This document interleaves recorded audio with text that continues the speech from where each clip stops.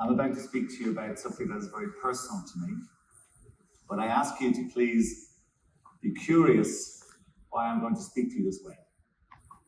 My business supports IBM and HCL software independently to IBM and HCL, and I want to tell you the story about how I personally got here. I'm the founder and leader of my company, and I've grown it because of the set of values that are important to me, and my values are in my company, and we're using it to change the world and help make change in the world, software world specifically. You know when you get a moment in your life, and from that moment on, your life has changed. The moments that gave you purpose, why you wake up every day, energized, and the reason you love what you do.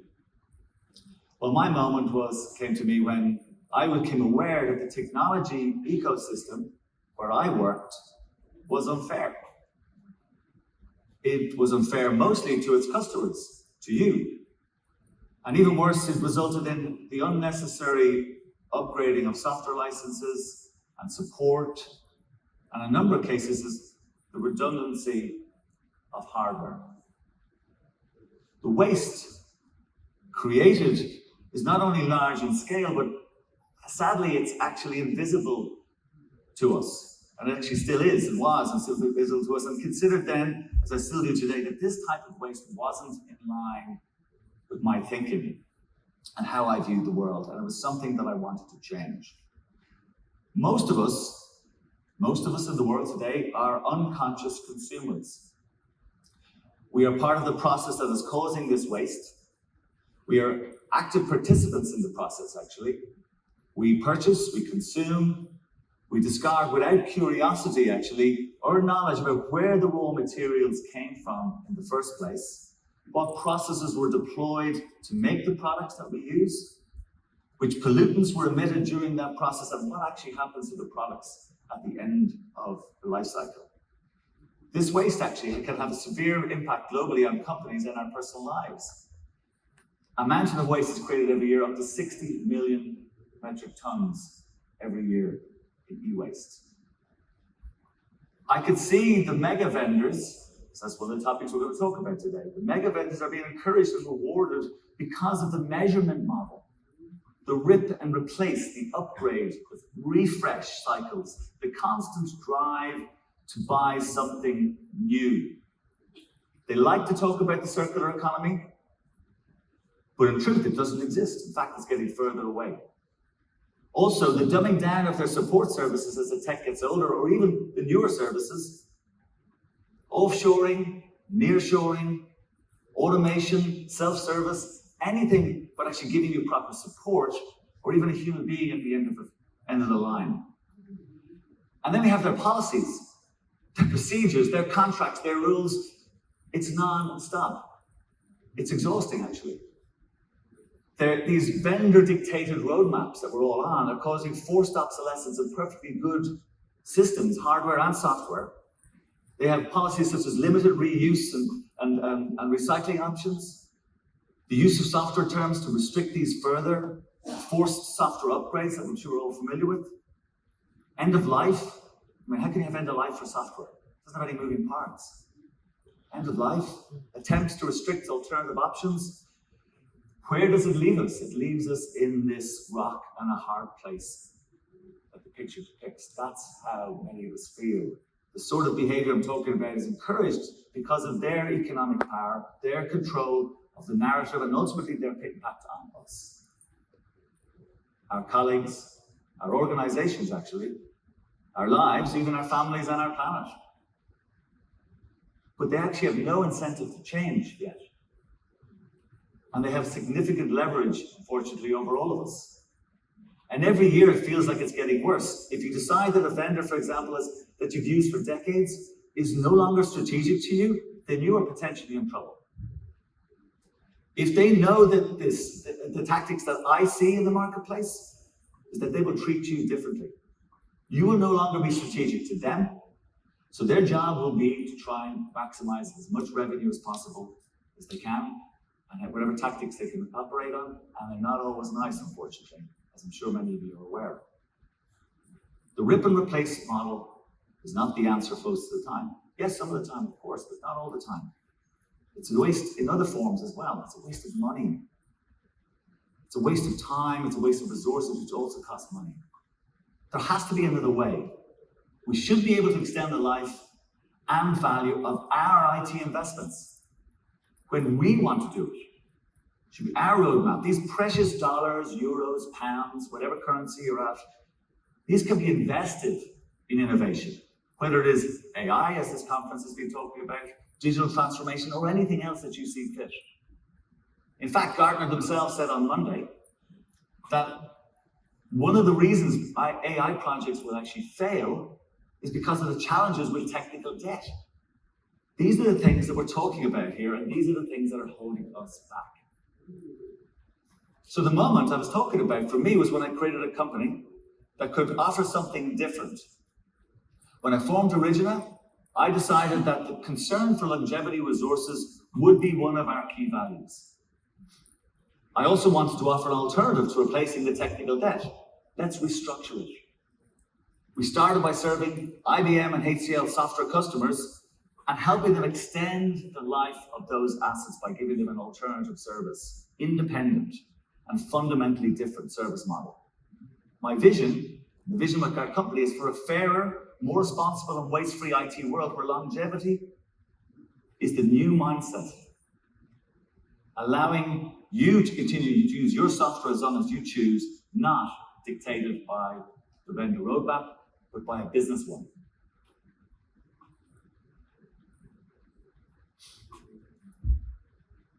Like one of the nonprofits that we support, an organization started in the US called the Spaceship Earth.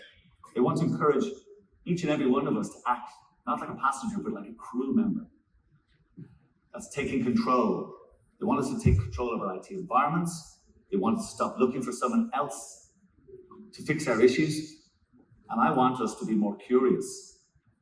I believe that we need a fundamental systems change to replace the linear economic model with a circular economic model. This is a fundamental shift in thinking from a restorative to a restorative and regenerative model that's designed that way from the first place. Modern organizations, your organizations, you are evolving, you're moving forward, you're responding to the demands of your customers. But the tech vendors are still operating in the past. I want to talk about how we can remove this anchor. Since I started this business, I've met some amazing leaders who see how this approach can work for them and how this thinking has helped them transform their own organizations and remove this wasteful mindset. To dig deeper into this and explore how curiosity can help us, I'd like to ask one of those leaders to join me on stage. Welcome, Gillian Lester. Thank you. Thanks, Thomas. Hi, everyone, and thanks for coming on Thursday. Thomas and I have worked together for a number of years on a number of different things and a number of different companies that I've worked for. So I'm not a CIO, I work in procurement. So I work with CIOs to help them maximise the value they get from their budget. So my job this year and last year and probably the year before has been complicated by COVID, inflationary pressures, and just generally the need to do more with your budget. And if you've been here this week, you now need to invest in just everyday AI and game-changing AI. So you need to find a different way to deal with some of the spend that's in your estate. And Gartner reckon that about 90% of your spend is probably just keeping the lights on. And in that, some of that will be support and maintenance from some of these mega vendors that Thomas has spoken about today. Gillian, can I ask you some questions? You certainly can. Because I'd like to steer this in a couple of directions, if you mind. Yeah. I mean, your background, yeah. you obviously working for PwC now as global category lead. You've worked in organizations like AstraZeneca, Barclays, Co-op. I think that's where we first met. It is. We've got a very interesting piece of work that I first saw you present on was some of the work you were doing for the UK government, looking to save significant amounts of money for the UK taxpayer. Yeah. Tell us a little bit about that. So I used to work for the UK government, and don't all run to the doors and hide, but I worked there at a time when there was cost control issues. So if you will remember back to 2008, the whole world economy suffered a bit of a meltdown, and we're heading in that general direction again, I would argue. And we worked on an initiative there to help people understand where their money was going. So what had you spent, what were you using, and were you truly getting value from that? So one of those things was looking at some of these mega vendors and helping parts of the UK government understand that they should pay the same rate, whether they were the largest or the smallest, and just to make sure that they really understood what they were doing with their software maintenance bill. Were they really thinking about it in the right way? Did they look at that and say, am I using this software? Am I going to upgrade? How many times have I called the help desk?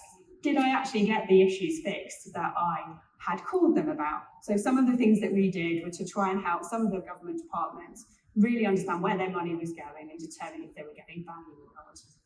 And what was your overall experience like? You've been 25 years experience, you've met probably most of the major technology vendors in your time working in procurement.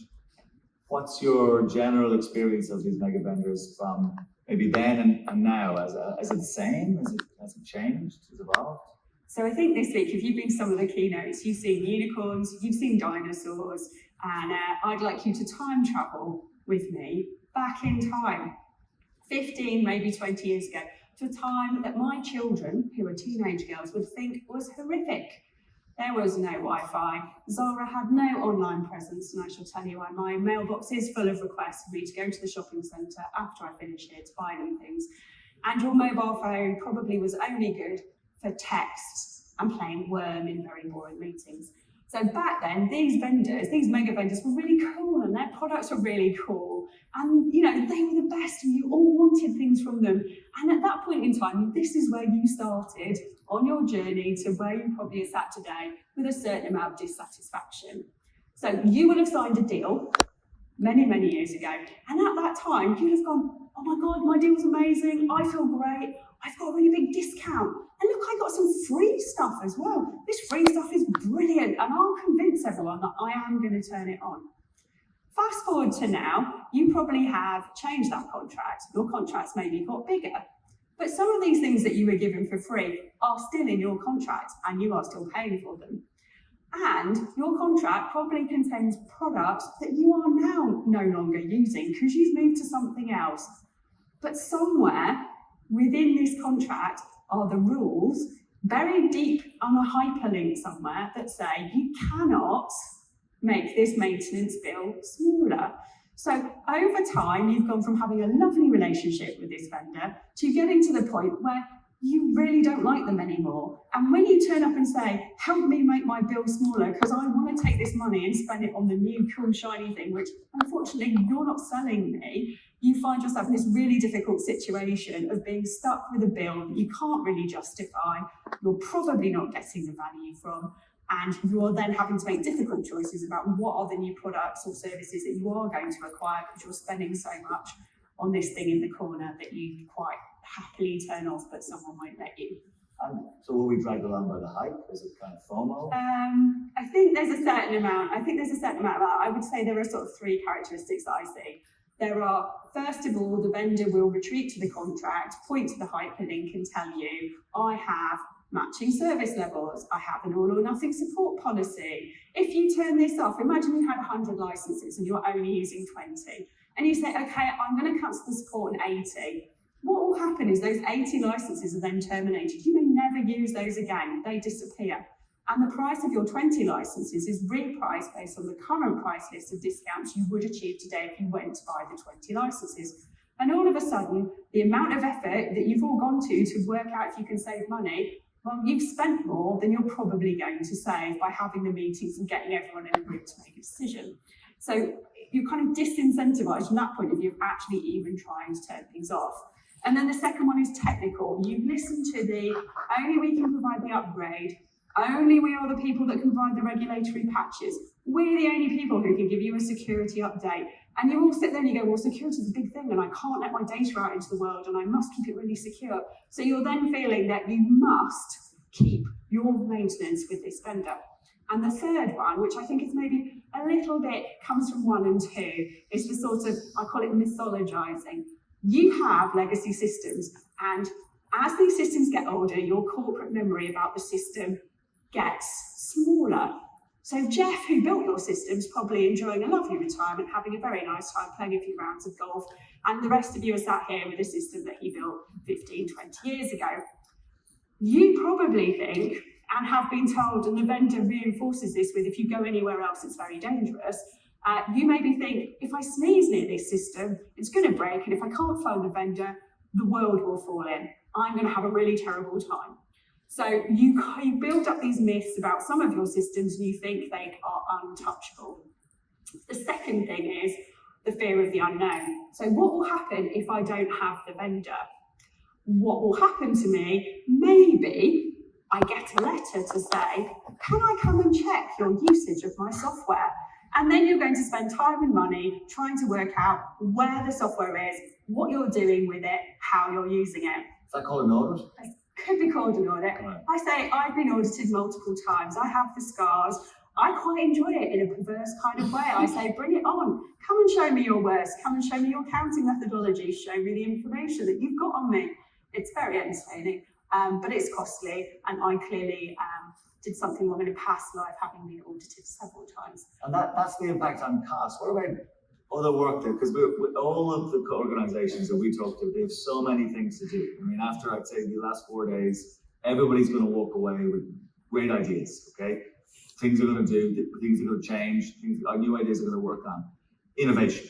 Yeah. How do they do that when you've got this constant being dragged back to that environment that was built many years ago that's working fine probably? You're either brought back because of changes that have been forced upon you, dragged back because of those audit issues that may be there, or just any number of those, or concerns from the security team that there may well be genuine or non-genuine vulnerability issues in that environment. How do you then go and do innovation if that's going on? So I think if any of you went to Peter Hinson's speech on his keynote on Tuesday, he said you can't use the logic of the past to solve your current problems. And I think that is so true in this situation. You cannot continue to view these software in a way that you viewed it when you first bought it. When you first bought it, you were sold maintenance and it will have been at 17 to 25% of the net license fees. And you were sold this on the basis that that money was reinvested to make the product better. As Thomas said earlier, there has been a dumbing down of support. So you don't get upgrades as frequently. The quality of what's in those upgrades is diminished. The support service has been offshored, nearshored, moved to wherever in the world, but your bill has not come down. And the reason it's not come down is because the software vendors are making 90% margin. Who wouldn't want a business that turned in 90% margin? And therefore, they are so keen to keep you on their maintenance program that they will do anything to keep you. And so what you need to do is think, okay, I know all these things and I have all these facts, but now I need to think differently about it. And this goes back to the curiosity mindset. You need to ask questions. So of this 90% of your money that is spent on keeping the lights on, what is it actually doing for you? Where are the things that you just have to keep going because someone told you you needed it? And you need to look at those and you need to ask some questions. So when we've looked at this, we've looked at it from the point of view of, we know we have systems, we have sunsetting. We don't want to upgrade them, we don't want to keep them, and they're on a shrinking usage base. So we've asked the questions that said, how are we using support? And we've looked at the number of support calls. And we found that we were logging very few calls that had any significant impact. Once you'd ruled out, I forgot my password, I can't get into the portal, the download wasn't what I thought I was doing, get rid of just the noise, there were probably 10 or less in 2 years that actually needed the vendor to do something. And then we looked at those and we said, okay, of that 10, how many of those did the vendor actually fix for me? And you got down to less than 5. So you can build a risk profile that says, okay, I am spending, think of a big number, divide it by the number of calls, this isn't good value. Then you look at it and you say, okay, well, how many did the vendor fix for me? And you say, it wasn't very many. And a lot of what I got was just a band-aid or a plaster over a problem. It didn't make it go away. It's still there, but there's just some kind of workaround to make it not prevalent again. And then you sit there and say, okay, what about upgrade? Am I ever going to upgrade this? Is it desirable? do I have the time, money, effort and resources to do it? And as you said, Thomas, no, you don't, because you're supposed to be doing this new, fun, shiny AI stuff, dealing with security issues. You do not have time to keep your 20-year database in a corner, quietly chugging over that you're probably keeping just in case. You don't have time for that anymore. So we took all of that data and then we asked more questions. So we sat there and we said, we could do nothing. But as Henry Ford said, if you always do what you've always done, you'll always get what you've always got. So we will continue to be dissatisfied with the amount of money we spend and the service we are receiving. And then we sat there and said, okay, well, we could just turn it off, because that's an option, right? There was a session yesterday where somebody spoke about a new CIO who found an AS400, turned it off, and it took 3 months for someone to say, I'm really sorry, I didn't get my report this month. So you can look at it and say, okay, well, who's using it? How often are we accessing it? Is there somewhere else I can put that data or that service? Can I do something else with it? And then we looked at, are there alternatives? So is there somewhere or someone in the market that can continue to keep my system alive and secure and maintained in a way that keeps my risk people happy, keeps the person wanting me to keep my database alive happy, but does it in a way that's more effective and has a better service level for me? And that curiosity, does that help you then with that? Because you're talking, what you're describing really is kind of being a detective, almost like Columbo, with your current providers. So looking at the alternative, so with the relationship we have, we started out, you would have looked at us almost in the same way. Yes. You're getting into the weeds of what does good look like. Because you want to make sure you don't go out of one big pool of sharks into a small pool of maybe smaller sharks, but they're still sharks. Yes, and I think what we were doing was building the business case for support. So if you had to go back and justify why you were going to spend that money with that original vendor, it was doing the comparison that said, okay, here is what I get from staying where I am. Here is what I'm going to get from this other person. Can we make decisions? And once you've made that decision and you say, look, I think it's this alternative, it's about doing your homework and your due diligence, asking the questions, working out, is this right for you? Are you going to get the level of support that you require? Asking their customers. So we did a lot of work to find out whether or not we could do the things that we needed with a third party, and just ask those questions, kind of piece the pieces together. Hopefully I am slightly smarter than Columbo in today, but yeah, certainly that's what it's pretty smart. Would you actually describe something that was very useful? Because what you brought in is you had a company with your relationship with Software One, I think it was, yes, and you were able to use their expertise around license management to help validate from an independent perspective, was the service we're providing to you, because it's independent to IBM. It's not. We're not part of the ecosystem. It's very important that you look at, particularly around security and vulnerability issues. That was, given the business that PwC is in, it's quite strategic, that sort of stuff, isn't it? Yeah, so we did all of that, and obviously we risk reviewed everything, and I can't, it's up to you whatever your process is, but we have been through a huge amount of due diligence to validate that this was the right choice for us. And equally, we also had advice from Software One, who are one of our resellers, and we used them to help us validate what our license usage was like, because we do not want the hello, can I knock on the door and check what you're doing, letters to arrive. Much as I enjoy it, I'm fairly sure my employer does not enjoy this kind of thing. So we did also do that to make sure that we were in a comfortable position and felt we were not increasing the risk or creating a new risk by switching suppliers at the renewal of our maintenance. Can I bring it just back to the beginning again, actually? Yes. Because there's a mindset shift, isn't there, needed here? Yes. I think one of the things is when you switch, if you are going to consider a third party, it's not the same as the service you had before. It is different. For some people, there is a mindset shift. So, for example, if you have a vendor who says, oh my goodness, you've got this security vulnerability, you say, okay, well, can you go and fix it? They go, yeah, I fixed it in the next version, and you're going to have to upgrade. Like, who really wants to do that? So working with the third party, we've discovered that there are ways and means for us to fix that vulnerability or remove the vulnerability without the need to move to the next version. Because we have products which we are not going to use again, they are on their way out, and there is really no point in investing time, good time, money and resources in moving to the next version as far as we're concerned. Has it reduced the amount of noise around these systems then that might have been there before, do you think? Or is it the same? I think it's the same. I think there's no new noise. So I think from that point of view, there's nothing new, and there's no one saying, "Oh my goodness, what have you done?"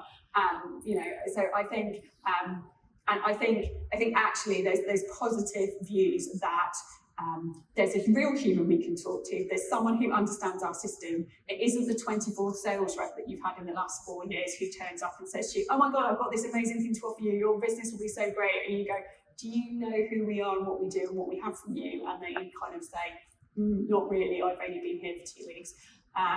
So I think, there's the kind of the third-party relationship is more of a personal service. It's tailored to you, and they certainly know more about your business and what's critical to you. And in terms of your roadmap then? Yeah. Some of these products are not part of your roadmap, but do you feel, even aside whether they are or they aren't, do you feel you have more control now? So I think we are able to make that. I am not a technologist. I can break any system you give me. So I can only infer. I feel like I have more control certainly from a procurement point of view, because I actually can come and say to you, Thomas, okay, I don't need as much this time. Let's work on that deal. If I went back to one of the mega vendors that I don't need as much, they say, "Okay, I'm really sorry, but that's the price." Or, "I tell you what, I can make that price smaller, but would you like to buy some of these things over here?" And I think, unless that vendor has something new, novel, or interesting, we are probably not going to do. We probably can't take advantage of that. And I think the other issue you have with some of these mega vendors is they're so large that the thing you're interested in is in a totally different business division. So it didn't really matter if you were going to buy it or not. It's not going to affect the payment that you're making over here that you want to make smaller. And if anyone in this room is considering going down the same route, what additional advice would you tell them to do, depending on their journey? If they were starting that journey from the first time, what would you tell them to do first? I think it's about gathering your facts and data. I think most people are quite logical. I think if you can go back and say, "Look, here's how many support calls I raised, here's how many were actually critical, here's how much I'm spending, this is what it could look like, this is the difference between this service and a third-party service," I think that's all very useful. I think you also have to be brave, because what you're doing is challenging the kind of perceived wisdom and the thought processes that we've had for decades, that the vendor is the best place to go for this kind of advice and support. And I think what we've seen is that's not, certainly for some of them, that is no longer actually doesn't hold true any longer. And can you get that resistance internally? And if you do, how do you deal with it? Did you come across people saying, "What are you talking about here?" We did have some resistance internally, and I think it's just making sure that when you're on that journey, you have the answers, or you can bring people together. I think one of the things that unfortunately COVID has like the carry downside of COVID is this kind of meeting in real life. So if you go back to when you first started this deal, everything was done in person. There was probably a dinner. You maybe went to drinks with this person. You ended up signing a contract. It was great. Everyone knew everyone. And I think what certainly happened that we've seen with COVID is there's a lot less of that, and you have to try and build the relationships again with some people who. What I would say is, you're trying to do a deal and you get to the end, and there's always someone who appears and goes, "Oh, well, I've got a problem with that," and you didn't even know they were interested. So you have to deal with that, and you have to be quick, and you have to be resilient, and you have to kind of turn quickly to get answers and get people bought into the decisions that you're making and the direction you want to take. You have to be curious. You have to be curious. Yeah, you have to be curious. Well, Gillian, thank you. No, for an excellent discussion. I guess we'd summarize a few things, like do not succumb to the vendor data roadmaps is one of our first pieces of advice to you. Have an activist mindset, like Gillian. Be thinking about what you can do. They talk about activist leadership. It's a very important in business today. And ultimately, be more curious. If you are curious and you'd like to know more about Origina, we're in booth, what number is it? 548. We're in the expo. We'll be still there for the rest of the day. One thing I would like to say to you, based on the opening discussion, at Origina, we're looking at building a sustainability and tech movement. We're looking for people to come and talk to us about that. I'd like you, if you're curious about what I spoke about at the beginning, some of the sustainability part of it, I'd love you to come and talk to me, see how we can work together. That's something I think we can build together. Thank you, Gillian. Thank you, ladies and gentlemen. Have a wonderful rest of the day. Thank you. Thank you.